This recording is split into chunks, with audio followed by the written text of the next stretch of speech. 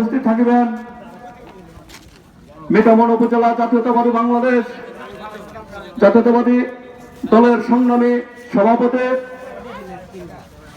বারবার কারা নির্যাতিত লাঞ্ছিত নেতা, আপনার আমার সুপরিচিত অ্যাডভোকেট জাহিদুল আলম জাহাঙ্গীর শিকদার সাহেব আজকের এই জনসভায় সঞ্চালন করবেন আমাদের মিঠামন উপজেলা জাতীয়তাবাদী দল বিএনপির বিপ্লবী সাধারণ সম্পাদক,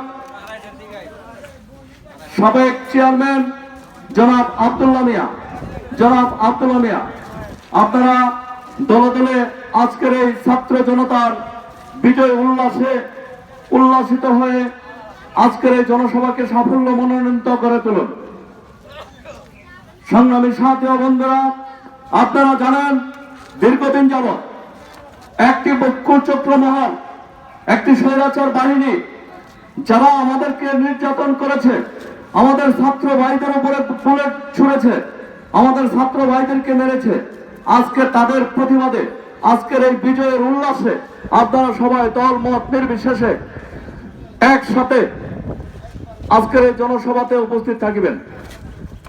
কে বলে রে জিয়া নাই, জিয়া সারা বাংলায়, এক জিয়ার লোকান্তরে লক্ষ জিয়া গড়ে গড়ে লাল সবুজের পতাকায় জিয়া তোমায় দেখা যায়, লাল সবুজের পতাকায় জিয়া তোমায় দেখা যায়, সারা বাংলার দানের শীষে জিয়া তুমি আছো মিশে।